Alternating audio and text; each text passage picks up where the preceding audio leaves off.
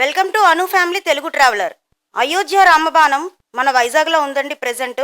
ఇప్పుడు ఈ రోజు నుంచి 31వ తారీఖు వరకు కూడా ఏ ఏ ఆలయాల్లో ఉంటుందో మీకు చెప్తాను. ఆ ఆలయాలకు వెళ్ళి దర్శించుకోండి. 28వ తారీఖు ఉదయం వెంకోజీపాల వెంకటేశ్వర స్వామి వారి ఆలయం, అలాగే రామాలయం.